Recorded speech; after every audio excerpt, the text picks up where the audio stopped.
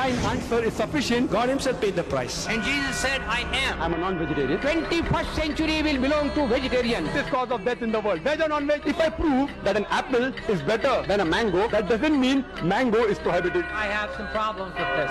Man has become an animal. He's more like a lawyer than like a scientist. Quran is incomplete. There's a misconception. Neither a single verse which is against established science. And I challenge Dr. William Campbell. It's a different situation. I will not tempt God. I apologize if I've hurt the feelings of any Christians. It was just a reply to Dr. William Campbell's book. Brother has asked a very complicated question. The answer is very clear. Major, minor religion, fraud is prohibited. Ask me a direct question, I'll be too willing to give you a reply. Is milk veg or non-veg? If this was not done, life on the earth would have ceased to exist. Then could you please prove it authentically? The word Trinity doesn't exist. It's सीधी सी बात है. Smoking is prohibited. That's final. I hope I have answered properly. It's illogical and unscientific. That does not mean Quran is wrong. It has really moved me.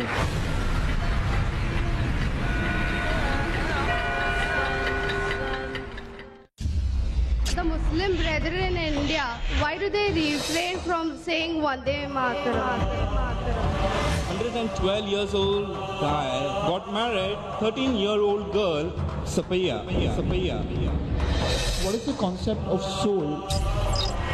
Your scholarship is very profound. I would like to be benefited by it. That if you have any questions regarding Islam and comparative religion,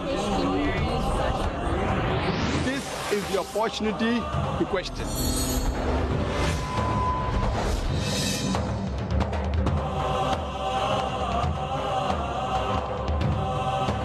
বাম দিকের mic থেকে প্রথম প্রশ্ন শুরু করতে পারি।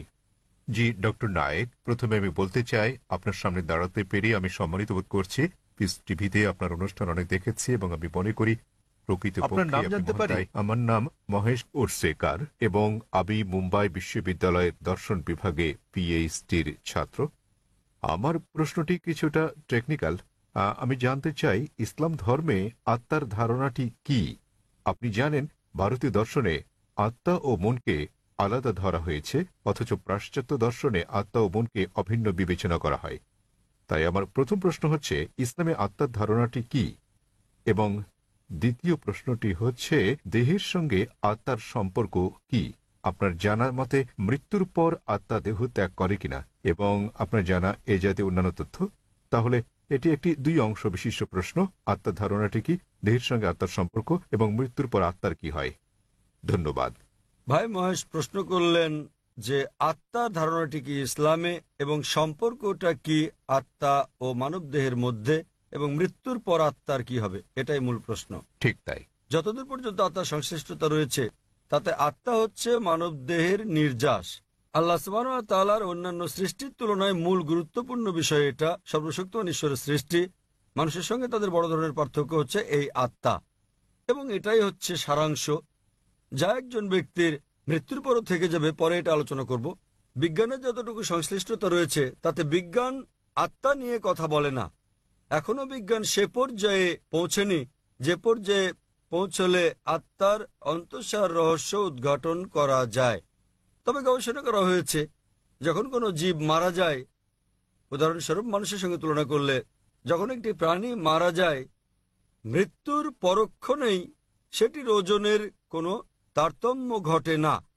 তবে যখন আমরা একজন মানুষের ওজনের বিষয়টি বিশ্লেষণ করি, যখন তার জানকবজ করা হয় এবং সে মারা যায়, তাৎক্ষণিকভাবেই তার ওজন কমে যায়। এর অর্থ হচ্ছে মৃত্যুর পর মানুষ কিছু হারায় যখন সে মারা যায়, কিন্তু বিজ্ঞান এখনো সে পর্যায়ে পৌঁছেনি যে পর্যায়ে পৌঁছলে আত্মা ঠিক কি তা বলা যায়। আত্মা হচ্ছে নির্যাস মানব দেহের। পবিত্র কোরআনের সূরা আলে ইমরান অধ্যায় নম্বর 3 আয়াত নম্বর 185-তে আল্লাহ তাআলা বলেন, কুল্লু নাফসিন যায়কাতুল মউত। প্রত্যেক আত্মাকে মৃত্যু স্বাদ গ্রহণ করতে হবে। এই আয়াতে ইহকাল হচ্ছে পরকালের জন্য পরীক্ষা। কোরআনে আল্লাহ বলেন সূরা মুলক অধ্যায় নম্বর 67 আয়াত নম্বর 2, আল্লাযী খালাকাল মাউতা ওয়াল হায়াতা, অর্থাৎ আল্লাহ জীবন ও মৃত্যুকে সৃষ্টি করেছেন তোমাদের মধ্যে কর্মে কে উত্তম তা জানতে। তাই এই পার্থিব জীবন পরকালের জন্য পরীক্ষা, এবং প্রত্যেক আত্মাকে মৃত্যুর স্বাদ নিতে হবে। একজন মানুষ মারা গেলে তার আত্মা দেহের মধ্যে থাকে না, কিন্তু বিচার দিবসে যখন তাকে পুনরুত্থিত করা হবে তখন তার করা নেক কাজ ও পাপ কাজের উপর ভিত্তি করে বিচার দিবসে সর্বশক্তিমান ঈশ্বর তিনি মালিক ইয়ৌমিদ্দিন, অর্থাৎ তিনি বিচার দিবসের মালিক। দুনিয়ার জীবনে আপনি যেমন কাজ করেছেন তার উপর ভিত্তি করে সেদিন আপনার জন্য নির্ধারণ করা হবে আপনি বেহেশতে না দোজখে যাবেন। সুতরাং আত্মা জীবিত থাকে, আত্মা মরে না। এটি কেবল মৃত্যুর স্বাদ গ্রহণ করে যখন কোনো মানুষের দেহ মারা যায়। যখন দেহ প্রাণের সঙ্গে থাকে তখন সে মানুষ। তবে পরকালে সম্পূর্ণ নতুন একটা দেহ দেওয়া হবে এবং আত্মা বেঁচে থাকবে, এবং তখন এই জীবনের পরীক্ষার ফলাফলের উপর ভিত্তি করে বেহেশত দোজখ দেওয়া হবে। আশা করি উত্তরটা আপনি পেয়েছেন। আত্মা আর মন কি অনুরূপ? ভাই প্রশ্ন করলেন আত্মা আর মন কি অনুরূপ? না।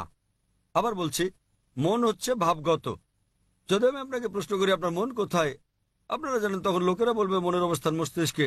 সুতরাং এটা একটা গুণবাচক শব্দ। যেমন আমরা যখন বলি নিজের কাজে মন দাও, তো মনে রাখার কথা বললে লোকেরা মস্তিষ্ক খাটিয়ে ভাবতে শুরু করে, কিন্তু এর অর্থ এই নয় যে মন মস্তিষ্কের মধ্যে রয়েছে, বরং এটা ভিন্ন কিছু।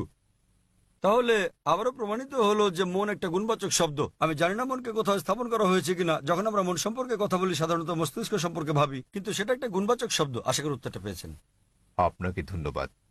হ্যাঁ ভাই, প্রশ্ন করার আগে এরকম একটি চমৎকার ও বিস্ময়কর প্রচেষ্টার জন্য আমি আয়োজকদের ধন্যবাদ জানাই। এখন প্রশ্নে আসছি। মুসলমানদের সঙ্গে আমার প্রচুর যোগাযোগ রয়েছে, কারণ আমার বাল্যকাল ও যৌবন তাদের মধ্যেই কেটেছে। তবে একটা জিনিস আমি বরাবরই বুঝতে পারিনি, আল্লাহর সংজ্ঞা। কারণ আমার মনে আল্লাহ সম্পর্কে যে ধারণা আছে এবং আমার মুসলমান পরিচিত জনেরা যে ধারণা দিয়েছে, তাতে আল্লাহর সংজ্ঞা মূলত অন্যান্য ধর্মবিশ্বাসকে অবজ্ঞা করা এবং তাদের ঈশ্বরের সংজ্ঞাও একই রকম মনোপুত নয়। আপনি অত্যন্ত সুপণ্ডিত ব্যক্তি, আমি আপনার কাছে উপকৃত হতে চাই। ভাই খুব ভালো একটা প্রশ্ন করেছেন, গুরুত্বপূর্ণ প্রশ্ন, যা সবসময় তার মনে রয়েছে। এমন একটা বিষয় তিনি জানতে চান যে আল্লাহর সংজ্ঞা কি ইসলামে, এবং এই সংজ্ঞায় অবজ্ঞাসূচক অনেক বিষয় রয়েছে এবং এটি অন্যান্য ধর্মবিশ্বাসের বিপরীত। প্রকৃতপক্ষে ইসলামে আল্লাহর সংজ্ঞায় বলে দিচ্ছে আল্লাহ কি, এবং আল্লাহ যা নন তাও বলা হয়েছে। এছাড়া ঈশ্বরকে জানতে গেলে ঈশ্বর কি নন তা জানাও গুরুত্বপূর্ণ, যাতে করে যদি কেউ মিথ্যে দাবি করে যে অমুক অমুক ঈশ্বর, তখন আপনি যাতে সহজে বুঝতে পারেন যে এটা মিথ্যে দাবি। এ পর্যন্ত যত জবাব পাওয়া গেছে আল্লাহর সংজ্ঞা নিয়ে, তার মধ্যে সর্বোত্তম হচ্ছে, যা কোনো মুসলমান আপনাকে দিতে পারেন, তা হচ্ছে কোরআন থেকে সূরা ইখলাস অধ্যায় নম্বর 112 আয়াত নম্বর 1 থেকে 4। এখানে বলা হয়েছে, কুল হুয়াল্লাহু আহাদ, বলো তিনি আল্লাহ এক এবং অদ্বিতীয়। আল্লাহু সামাদ, আল্লাহ অমুখাপেক্ষী ও চিরঞ্জীব। লাম ইয়ালিদ ওয়া লাম ইউলাদ, তিনি কাউকে জন্ম দেননি, কখনো জন্ম নেননি, ওয়া লাম ইয়াকুল লাহু কুফুয়ান আহাদ, এবং তার সমতুল্য কিছু নেই। এটি পবিত্র কোরআনে দেয়া আল্লাহ সুবহানাহু ওয়া তাআলার সর্বশক্তিমান ঈশ্বরের 4 লাইনের সংজ্ঞা। এটি হচ্ছে ধর্মতত্ত্বের কোষ্ঠী পাথর। এটি হচ্ছে শনাক্ত করার লিটমাস পরীক্ষা। যদি কেউ বলে যে অমুক অমুক ঈশ্বর, যদি কোনো ব্যক্তি 4 লাইনের সঙ্গে ঈশ্বর প্রমাণিত হন, তাহলে মুসলিমদের তা মেনে নিতে কোনো আপত্তি নেই যে তিনি ঈশ্বর। প্রথম টেস্ট, কুল হুয়াল্লাহু আহাদ, বলো তিনি আল্লাহ এক এবং অদ্বিতীয়। আল্লাহু সামাদ, আল্লাহ অমুখাপেক্ষী ও চিরঞ্জীব। লাম ইয়ালিদ ওয়া লাম ইউলাদ, তিনি কাউকে জন্ম দেননি, কখনো জন্ম নেননি, ওয়া লাম ইয়াকুল লাহু কুফুয়ান আহাদ, এবং তার সমতুল্য কেউ নেই। উদাহরণস্বরূপ আমি আপনাদের একটা উদাহরণ দেব। কিছু মানুষ আছে যারা বলে ভগবান রজনীশ ঈশ্বর। প্রশ্নোত্তরের সময় এক হিন্দু ভাই আমাকে বলেন, আমরা হিন্দুরা তাকে ঈশ্বর বলে গণ্য করি না। আমি কখনোই বলিনি যে হিন্দুরা ভগবান রজনীশকে ঈশ্বর বলে। অনেক মানুষ আছে যারা ভগবান রজনীশকে ঈশ্বর বলে মানে। এখন আমি একটা নমুনা দেখাবো কেন আমরা এই নেতিবাচক ব্যবহার করি। যেমন ইতিবাচক, বলো তিনি আল্লাহ এক অদ্বিতীয়, আল্লাহু সামাদ, আল্লাহ অমুখাপেক্ষী ও চিরঞ্জীব, লাম ইয়ালিদ ওয়া লাম ইউলাদ, তিনি কাউকে জন্ম দেননি, কখনো জন্ম নেননি।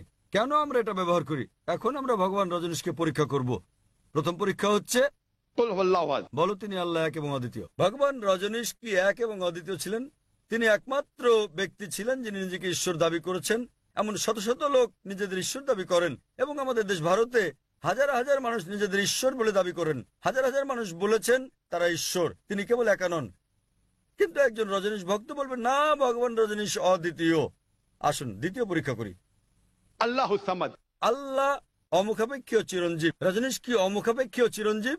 আমরা তার জীবনে পড়েছি, সেখানে আমরা পড়েছি যে ভগবান রজনীশ ভুগছিলেন বিভিন্ন রোগে, আজমা, ডায়াবেটিস, ম্যালাইটিস, পিঠের ব্যথা ইত্যাদি রোগে। ভাবুন, সর্বশক্তিমান ঈশ্বর ভোগেন অ্যাজমা, ডায়াবেটিস মেলাইটিস, পিঠের ব্যথা ইত্যাদি রোগে। তৃতীয় পরীক্ষা, lam yalid wa lam yulad. তিনি কাউকে জন্ম দেননি, জন্ম নেননি।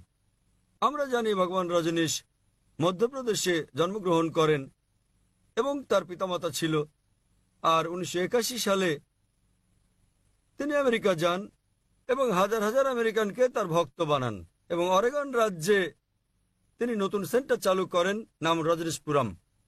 পরবর্তীতে আমেরিকান সরকার তাকে গ্রেপ্তার করে জেলে পুরে দেয়। রজনীশের অভিযোগ, আমেরিকান সরকার তাকে স্লো পয়জন দিয়েছে। ভাবুন, সর্বশক্তিমান ভগবানকে স্লো পয়জন দেয়। এবং 1985 সালে আমেরিকান সরকার তাকে দেশ থেকে বের করে দিলে তিনি আবার ভারতে ফিরে আসেন এবং পুনা শহরে ফিরে যান। আর সেখানে পুনরায় তার সেন্টার চালু করেন, যাকে আজকে বলা হয় ওশো কমিউন। এবং আজ যদি আপনি ওশো কমিউনে যান, সেখানে তার সমাধিতে মৃত্যুর পরে যেখানে তার দেহভস্য রাখা হয়েছে, সেখানে পাথরের গায়ে খোদাই করে লেখা রয়েছে ওশো। ভগবান রজনীশ ওশো কখনো জন্মাননি, কখনো মরেননি, তবে 1931 সালের 11 ডিসেম্বর থেকে 1990 সালের 19 জানুয়ারি পর্যন্ত পৃথিবী ভ্রমণ করেন। কখনো জন্মাননি, কখনো মরেননি, তবে পৃথিবী ভ্রমণ করেছেন 1931 সালের 11 ডিসেম্বর থেকে 1990 সালের 19 জানুয়ারি পর্যন্ত। সেখানে তারা তার সমাধিতে এটা উল্লেখ করতে ভুলে গেছে যে তাকে পৃথিবীর 21টি দেশ ভিসা দিতে রাজি হয়নি। ভাবুন, সর্বশক্তিমান ঈশ্বর পৃথিবী ভ্রমণ করতে এসেছেন এবং তার ভিসা প্রয়োজন হয়েছে। এবং শেষ পরীক্ষা, Wa lam yakul lahu kufuwan ahad. এটা এতই কঠিন যে যদি পৃথিবীর কোনো কিছুকে আপনি ঈশ্বরের সঙ্গে তুলনা করতে পারেন, তিনি ঈশ্বর নন। Wa lam yakul lahu kufuwan ahad.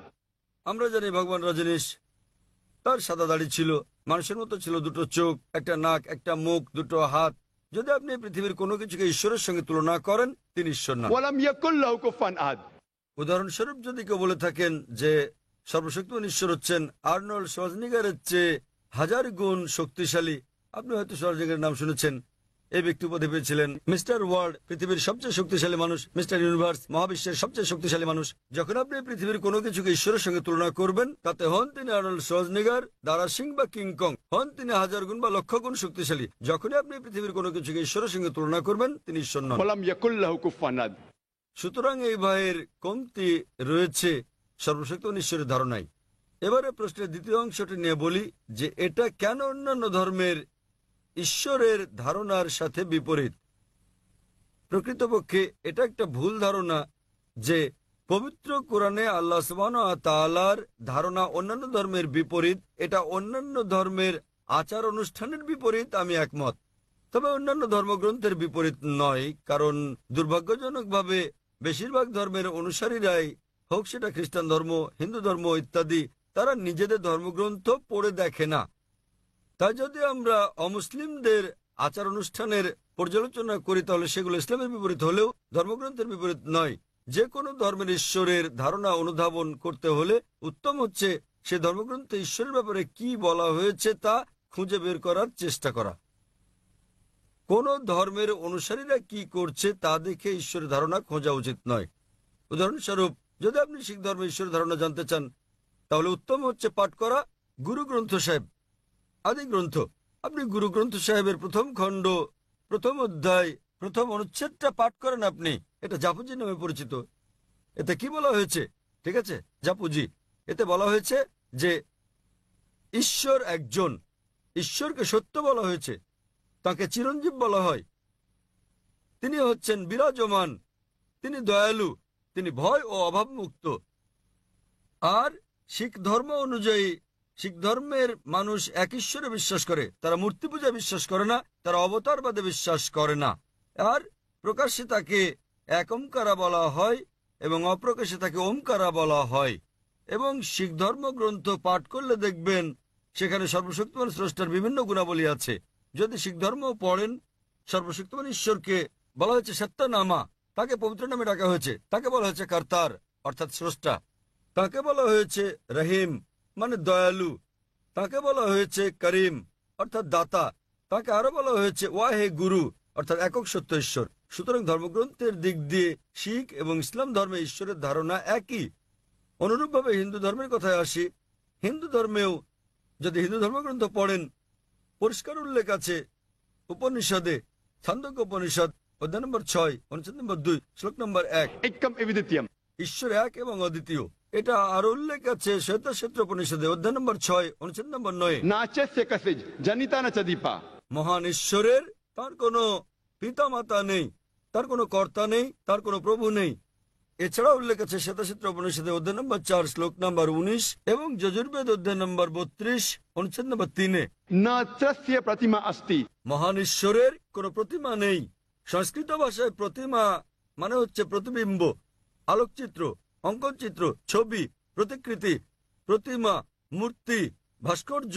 তাই এখানে বলা হয়েছে Na trasya pratima asti. মহান ঈশ্বরের কোনো প্রতিবিম্ব নেই, প্রতিকৃতি নেই, আলোকচিত্র নেই, ভাস্কর্য নেই, প্রতিমা নেই, পুতুল নেই, মূর্তি নেই। তবুও দুর্ভাগ্যজনকভাবে দেখা যায় যে হিন্দুরা এখনো প্রতিমা পূজা করে। এজন্য কাকে দোষ দেবেন? আমি বেদের উদ্ধৃতি দিচ্ছি। হিন্দুদের সকল ধর্মগ্রন্থগুলোর মধ্যে বেদ হচ্ছে সর্বশ্রেষ্ঠ গ্রন্থ, কিন্তু তাও আপনি লক্ষ্য করবেন যে হিন্দুরা এখনো প্রতিমা পূজা করছে। কেন? কারণ হিন্দু ধর্মের পণ্ডিতেরা বলেন যে দেখো জাকির ভাই, তুমি জানো নিম্ন শ্রেণীর লোকেরা এগুলো বুঝতে চায় না, তাই মনোনিবেশের জন্য আমাদের প্রতিমা প্রয়োজন হয়। আমরা সচেতনতার উচ্চ পর্যায়ে পৌঁছানোর পর আর প্রতিমার প্রয়োজন হয় না। তখন আমি বললাম হিন্দু পণ্ডিতকে, আমরা মুসলিমরা ইতোমধ্যে সচেতনতার উচ্চ পর্যায়ে পৌঁছে গেছি। এটা হচ্ছে হিন্দু ধর্মের ভিত্তি, বেদের ভিত্তি। কিন্তু হিন্দু ধর্মের আর্য সমাজের মতো কিছু গোত্র আছে যারা প্রতিমা পূজা নিন্দা করে। একইভাবে যদি খ্রিস্ট ধর্মের দিকে তাকান, খ্রিস্টানদের ধর্মগ্রন্থ পড়েন, দেখবেন খ্রিস্ট ধর্মগ্রন্থ মূর্তি পূজার বিরোধী। তবুও আপনি দেখেন যে ক্যাথলিকরা তারা ঈশ্বরের চিত্র তৈরি করে এবং বলে যীশু খ্রিস্ট তার উপর শান্তি বর্ষিত হচ্ছেন সর্বশক্তিমান ঈশ্বর। তাহলে যা বোঝা গেল তা হচ্ছে খ্রিস্টানদের ধর্মগ্রন্থ অনুযায়ী খ্রিস্টবাদ ও ইসলাম, যীশু খ্রিস্ট তার উপর শান্তি বর্ষিত হোক শিক্ষা, এগুলো একই রকম। কিন্তু বেশিরভাগ খ্রিস্টান তারা এটা দাবি করে যে যীশু খ্রিস্ট নিজেকে ঈশ্বর বলে দাবি করেছিলেন। প্রকৃতপক্ষে বাইবেল পড়লে দেখবেন সম্পূর্ণ বাইবেলের মধ্যে কোথাও এমন একটিও স্পষ্ট উক্তি নেই যেখানে যীশু খ্রিস্ট নিজের মুখে বলেছেন যে আমি ঈশ্বর অথবা আমার উপাসনা করো। যদি কোনো খ্রিস্টান বাইবেলের কোনো দ্ব্যর্থহীন স্পষ্ট উক্তি আমাকে দেখাতে পারেন যেখানে যীশু খ্রিস্ট তার উপর শান্তি বর্ষিত হোক নিজে বলেছেন যে আমি ঈশ্বর অথবা আমার উপাসনা করো, তাহলে আমি খ্রিস্টান ধর্ম গ্রহণ করতে প্রস্তুত আছি। প্রকৃতপক্ষে আপনি বাইবেল পড়লে দেখবেন স্পষ্টভাবে উল্লেখ করা হয়েছে গসপেল অফ জন অধ্যায় নম্বর 14 অনুচ্ছেদ নম্বর 28 যীশু খ্রিস্ট সাল্লাম বলেন আমার পিতা আমার চেয়ে মহান। গসপেল অফ জন অধ্যায় নম্বর 10 অনুচ্ছেদ নম্বর 29 আমার পিতা সবার চেয়ে মহান। গসপেল অফ ম্যাথিউ অধ্যায় নম্বর 12 অনুচ্ছেদ নম্বর 28 ঈশ্বরের আত্মার সাহায্যে আমি শয়তানদের বিতাড়িত করি। গসপেল অফ লুক অধ্যায় 11 অনুচ্ছেদ 20 আমি ঈশ্বরের আঙ্গুলের সাহায্যে শয়তানকে তাড়িয়ে দিই। গসপেল অফ জন অধ্যায় নম্বর 5 অনুচ্ছেদ 30 আমি নিজে থেকে কিছু করতে পারি না, আমি যেমন শুনি তেমন বিচার করি এবং আমার বিচার ন্যায্য। আমি আমার ইচ্ছা পূরণ করি না, আমার পিতার ইচ্ছা আমি পূরণ করি। যে ব্যক্তি নিজের ইচ্ছা পূরণ করে না ঈশ্বরের ইচ্ছা পূরণ করে সে একজন মুসলিম। তাই যীশু খ্রিস্ট সাল্লাম ছিলেন একজন মুসলিম। তিনি কখনোই নিজেকে ঈশ্বর দাবি করেননি এবং তা স্পষ্টভাবে উল্লেখ আছে বুক অফ অ্যাক্টসে অধ্যায় নম্বর 2 অনুচ্ছেদ নম্বর 22 হে ইসরায়েলগণ তোমরা শোনো, নাজারেথের যিশু এক ব্যক্তি যাকে ঈশ্বর তোমাদের মধ্য থেকে মনোনীত করেছেন। ঈশ্বর তাকে দিয়ে অনেক অলৌকিক কাজ করিয়েছেন এবং তোমরা তার সাক্ষী। তোমাদের মধ্যে হতে ঈশ্বর মনোনীত এক ব্যক্তি, ঈশ্বর তাকে দিয়ে অনেক অলৌকিক কাজ করিয়েছেন এবং তোমরা তার সাক্ষী। তাই যদি আপনি বাইবেল পড়েন দেখবেন ইহুদি এবং খ্রিস্টান ধর্মে তারা এক ঈশ্বরে বিশ্বাস করে যার কোনো প্রতিমূর্তি নেই। এটা পরিষ্কারভাবে উল্লেখ আছে বুক অব ডিউটেরোনমিতে অধ্যায় নম্বর 5 অনুচ্ছেদ নম্বর 7 থেকে 9। এখানে বলা হয়েছে যে আমি ছাড়া তোমাদের আর কোনো ঈশ্বর নেই।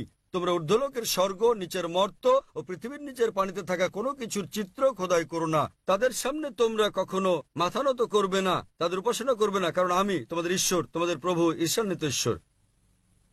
আরো জানতে আপনি আমার ছেলের বক্তৃতা শুনতে পারেন। আগামীকাল আমার ছেলে 3:45 মিনিটে বিস্তারিত বক্তব্য রাখবে, বিষয় একই। আমার এই আলোচনায় বিশ্বের প্রধান প্রধান ধর্মে ঈশ্বরের ধারণা, এবং আপনি বুঝতে পারবেন এটা একই রকম। আমরা যেমন এক ঈশ্বরে বিশ্বাস করি যার কোনো চিত্র নেই এবং আমরা কেবল তারই উপাসনা করি, অন্য কারো নয়। আশা করি উত্তরটা পেয়েছেন। আপনাকে অনেক ধন্যবাদ। এবং আপনি আমার জন্য বলেছেন, কারণ ঈশ্বরের সংজ্ঞা যা দিয়েছেন তাতে শিখ মতবাদে যা আছে তা ইসলামের সাথে তুলনা করা হয়েছে। এবার আপনি। হ্যালো, আমার নাম মহেশ মেহতা। আমি অবসরপ্রাপ্ত ব্যক্তি। আমি 15টি ইসলামী দেশ সফর করেছি। সর্বত্রই নারী পুরুষের জন্য নামাজের স্থান ভিন্ন, এমনকি মসজিদে নববীতে নারী ও পুরুষের নামাজের স্থান আলাদা। কারবালা, নাজ, কারমেইন সামারা দামেস্ক মাসায়ও নারী পুরুষের নামাজের স্থান ভিন্ন, কিন্তু হজের সময় মিনা, মুজদালিফা, আরাফাত, সাফা, মারোয়া এবং কাবা শরীফ তাওয়াফ করার সময় নারী পুরুষ একসাথে অবস্থান করে এবং জেরুজালেমের আল আকসা মসজিদের পাথরের গম্বুজ বাইতুল মুকদ্দাসে নারী পুরুষ একসঙ্গে অবস্থান করে কেন? ভাই মহেশ মেহতা একটা সুন্দর প্রশ্ন করেছেন এবং আমরা মহেশ মেহতাকে জানি অনেক বছর ধরে। IRF এর শুরুর পর থেকেই মাশাআল্লাহ তিনি এমন ব্যক্তি যিনি একজন অমুসলিম হয়েও আমাদের ক্যাসেট নিয়ে থাকেন। 1991 সালে আমরা যখন শুরু করি তখন থেকে বেশিরভাগ ক্যাসেটই তিনি নিয়েছেন এবং আমার ধারণা তিনি যে কোনো মুসলমানের চেয়ে IRF এর ক্যাসেট বেশি দেখেছেন। তিনি প্রশ্ন করেছেন যে তিনি যখন বিশ্বের বিভিন্ন মসজিদে গেছেন বেশিরভাগ জায়গায় নারী এবং পুরুষের নামাজের এলাকা আলাদা আলাদা, তবে যখন তিনি হজ দেখেছেন তখন তিনি দেখেছেন যে মক্কা, মিনা, মুজদালিফায় নামাজের জায়গায় একই, নারী ও পুরুষ একসাথে আলাদা আলাদা নয়। ভাই যেটা বুঝতে পারেননি তা হচ্ছে সর্বত্রই, এমনকি মক্কা, এমনকি মুজদালিফা, এমনকি মিনায় নামাজের জায়গা আলাদা আছে, তবে পরিস্থিতির কারণে। উদাহরণস্বরূপ যখন আমরা মক্কা যাই এবং সেখানকার একটা গুরুত্বপূর্ণ করণীয় তাওয়াফ করা, যখন তাওয়াফ করা হয় তাওয়াফের জন্য নারী পুরুষের পৃথক কোনো জায়গা নেই, সে কারণে তাওয়াফের সময় নারী পুরুষের পৃথক এলাকা থাকে না। তবে তাওয়াফ শেষ হওয়ার পর স্বাভাবিকভাবেই নারী ও পুরুষের জন্য ভিন্ন ভিন্ন নির্ধারিত এলাকা রয়েছে, এমনকি মক্কাতেও। তবে যখন তাওয়াফ করা হয় তখন যদি নামাজের সময় হয়, কিছু কিছু মহিলা নির্ধারিত এলাকায় যেতে না পেরে তারা হয়তো এমন এলাকায় দাঁড়ান যা নারীদের জন্য নির্ধারিত নয়, সে কারণে এমন ঘটনা ঘটে। এরকম পরিস্থিতিতে আমরা দেখতে পাই কিছু কিছু মহিলা হয়তো পুরুষদের এলাকায় মিশে গেছে। তবে দূরবর্তী এলাকায় গেলে আপনি এটা দেখতে পাবেন, মাতাফ এলাকায় নয়, আপনি দেখবেন নারীদের জন্য পৃথক নির্ধারিত এলাকা রয়েছে এবং পুরুষদের জন্য আলাদা রয়েছে। সাধারণ মসজিদে আমাদের আছে, নারী ও পুরুষদের জন্য পৃথক প্রবেশদ্বার আছে।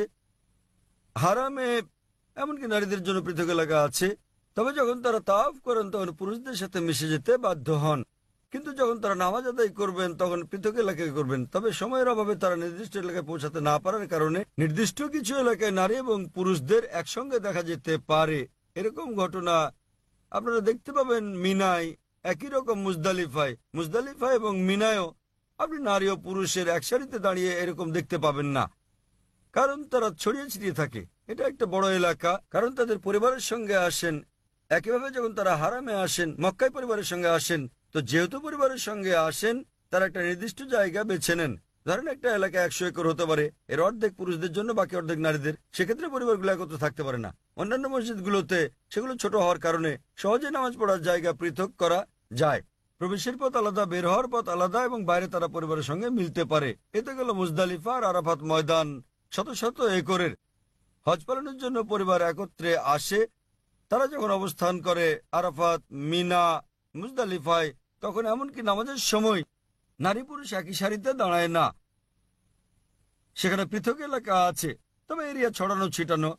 সে কারণে এটা মনে নাও হতে পারে যে তারা আলাদা। তবে আপনি মসজিদে খায়েফে গেলে, অর্থাৎ মিনা অথবা আরাফাতে মসজিদে নামরায় গেলে অন্যান্য মসজিদের মতো নারী পুরুষের পৃথক ব্যবস্থা দেখতে পাবেন।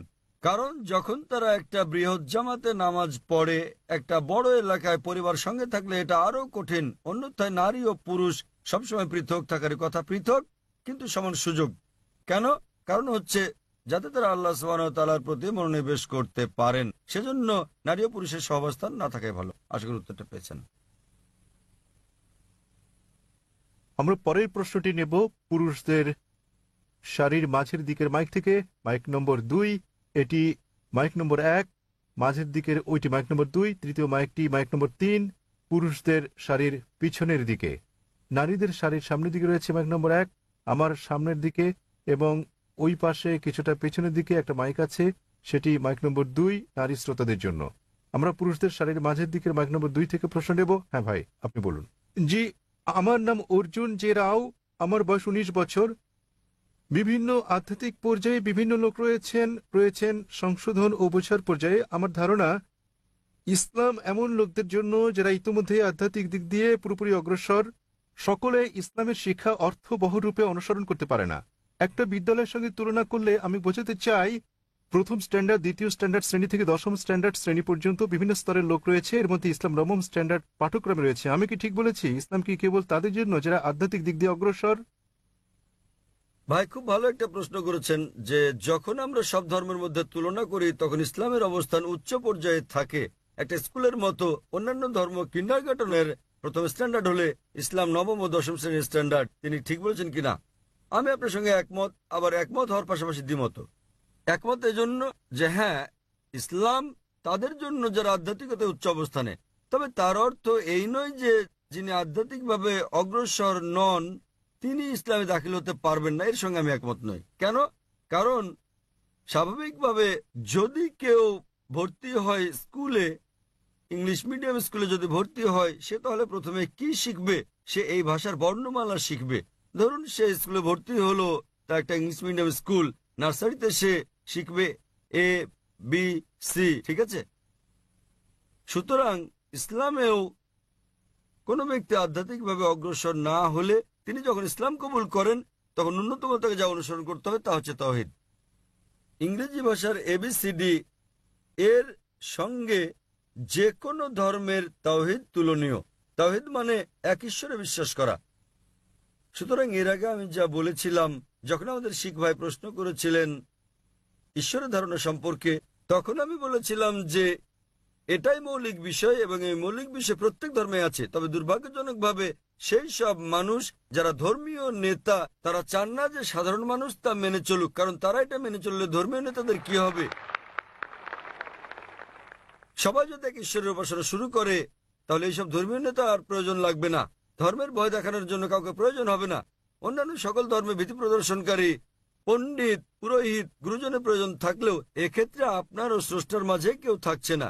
সুতরাং সকল ধর্মের একটি মৌলিক বাণী যা আছে ইসলামে। তবে দুর্ভাগ্যজনকভাবে ধর্মীয় নেতারা তারা চান না যে তাদের অনুসারীরা এটা জেনে যাক। তারা তাদেরকে এ থেকে দূরে রাখতে চান, কারণ তারা যদি এক ঈশ্বরবাদী হয়ে যায় তাহলে তারা নিজের ইচ্ছাকে ঈশ্বরের কাছে সমর্পণ করবে, আর এর মানে তারা হয়ে যাবে মুসলিম। এবং এইসব মধ্যস্বত্বভোগীদের ব্যবসা বন্ধ হয়ে যাবে, ব্যবসা প্রতিষ্ঠানগুলো তাদের বন্ধ হবে। এটাই কারণ অন্যথায় পরিমার্জন সত্ত্বে অন্যান্য ধর্মগ্রন্থে এখনো সর্বশক্ত ঈশ্বরের একত্রের প্রমাণ মিলছে। এর মানে সর্বশক্ত ঈশ্বরের পক্ষ থেকে সব মানুষের জন্য একটি ধর্ম। কিন্তু কালের বিবর্তনে ধর্মগ্রন্থগুলো বিকৃত হতে থাকে। ধর্মগ্রন্থগুলো বিকৃত করা ছাড়াও এখনো চলছে দলাদলি, জালিয়াতি, দুরভিসন্ধি চলছে। অন্যান্য ধর্মীয় গ্রন্থগুলোর অবশিষ্টাংশ যাতে আপনারা দেখতে পাচ্ছেন এখনো তাওহীদের বাণী এক ঈশ্বর, মূর্তি পূজা নিষিদ্ধ, কেবল তাঁর ইবাদতের কথা। আরো পরস্পর বিরোধী মন্তব্য থাকতে পারে, তবে আপনি যদি সত্যের অনুসন্ধান করেন তাহলে দেখবেন আমি যা বলতে চাই। যখন থেকে আপনি বুঝলেন এক স্রষ্টা বিষয়টি, আগামীকাল আমি বিস্তারিত বলবো, তখন থেকে আপনার উপলব্ধি করতে হবে জীবনের উদ্দেশ্য কি। প্রত্যেক ধর্মের প্রত্যেকটি আধ্যাত্মিক বিষয়ের সূচনা, অর্থাৎ নার্সারি ও কিন্ডারগার্টেন হচ্ছে এক ঈশ্বরে বিশ্বাস স্থাপন করা এবং তিনি কেবল উপাসনার যোগ্য। সুতরাং কেউ আধ্যাত্মিক দিক দিয়ে অগ্রসর না হলেও যখন সে স্রষ্টাকে কৃতজ্ঞতা জানাতে চায় তখন নিজের ইচ্ছাকে সমর্পণ করে, এবং যখনই কেউ নিজের ইচ্ছাকে সমর্পণ করে তখন তাকে বলা হয় মুসলিম। আশা করি উত্তরটা পেয়েছেন। হ্যাঁ ভাই, আমি কর্ণাটকের হুবলি থেকে এসেছি। আমি ওষুধ বিপণন কোম্পানির ম্যানেজার। আমার প্রশ্ন হচ্ছে, মৃত ব্যক্তিরা কোথায় যায়, তাদের কি হয়? ধন্যবাদ। ভাই প্রশ্ন করলেন যে মৃত ব্যক্তিরা কোথায় এবং তাদের কি হয়েছে। আগের প্রশ্নের জবাবে আমি বলেছি যে আল্লাহ বলেছেন সূরা মুলক অধ্যায় নম্বর 67 আয়াত নম্বর 2, আল্লাযী খালাকাল মাউতা ওয়াল হায়াতা, অর্থাৎ সর্বশক্তিমান ঈশ্বর জীবন ও মৃত্যুর সৃষ্টি করেছেন তোমাদের মধ্যে কর্মে কে উত্তম তা পরীক্ষার জন্য। তাহলে এই জীবন পরকালের জন্য হচ্ছে পরীক্ষা। কোনো ব্যক্তি একবার মারা গেলে তার পরীক্ষা শেষ, পরীক্ষা ফিনিশ। তবে সকল মানুষের পরীক্ষার ফলাফল পৃথিবীর বুকে প্রথম মানুষ হযরত আদম আলাইহিস সালাম থেকে শুরু করে আমাদের সময় জীবিত সবার জীবন ধারণকারী শেষ মানুষটি পর্যন্ত সকলকে বিচার দিবসে পুনরুত্থিত করা হবে এবং একযোগে সবার পরীক্ষার ফলাফল প্রকাশ করা হবে। আপনি জানেন, একটা উদাহরণ দিচ্ছি, আমরা কিভাবে ভোট দেই। ভোট গ্রহণ করা হয় উত্তর ভারতে একটা তারিখে, দক্ষিণ ভারতে অন্য একটা তারিখে, পূর্ব ভারতে ভিন্ন একটা তারিখে, কিন্তু গণনা শুরু হয় একযোগে এবং ফলাফল ঘোষণা করা হয় একযোগে। সুতরাং একই রকম ভাবে এখানে পরীক্ষা নেওয়া হয়ে গেছে। তবে তিনি মালিক ইয়াউমিদ্দিন, তিনি বিচার দিবসের মালিক। বিচার সবার একই দিনে হবে। হিসাব কিতাব কে সঠিক কে বেঠিক একই দিনে ঠিক করা হবে। তারপর আপনার ভালো মন্দ কাজের উপর ভিত্তি করে আপনি সর্বশক্তিমান ঈশ্বরের আদেশ মান্য করেছেন কি না, তার ভিত্তিতে আপনি যাবেন বেহেশতে কিংবা দোজখে। তবে সকলকে পুনরুত্থিত করা হবে, যদিও বর্তমানে তারা সুপ্ত অবস্থায় আছেন। সুপ্ত অবস্থা মানে তারা মারা গেছেন, তবে তাদেরকে পুনরায় জীবিত করা হবে। সর্বশক্তিমান ঈশ্বর তাদেরকে পুনরায় জীবন দান করবেন, তাহলে সকল মানুষ পুনরুত্থিত হবে। এবং শেষ বিচারের দিনে পবিত্র কোরআন আল্লাহ বলেন যে একজন মানুষও সর্বশক্তিমান স্রষ্টার বিচারে আপত্তি জানাবে না। কারণ আমাদের অঙ্গ প্রত্যঙ্গ সাক্ষ্য দেবে, আমাদের চোখ সাক্ষ্য দেবে, আমাদের হাত সাক্ষ্য দেবে আমাদের কর্মের। এমনকি তারাও আপত্তি করবে না যাদেরকে নির্দেশ পালন না করার জন্য জাহান্নামে পাঠানো হবে। কোরআনে বলা হয়েছে তারা সর্বশক্তিমান স্রষ্টার বিচারে কোনো আপত্তি করবে না। তারা বলবে আমাদের আর একটা সুযোগ দাও, এবং সর্বশক্তিমান আল্লাহ বলবেন যে অনেক দেরি হয়ে গেছে, পরীক্ষার সময় শেষ। তাই বিচার দিবসে সকলকে পুনরুত্থিত করা হবে ভালো খারাপ কাজের উপর ভিত্তি করে। আপনি পাস বা ফেল করবেন, বেহেশত বা দোজখে যাবেন। আশা করি উত্তরটা পেয়েছেন।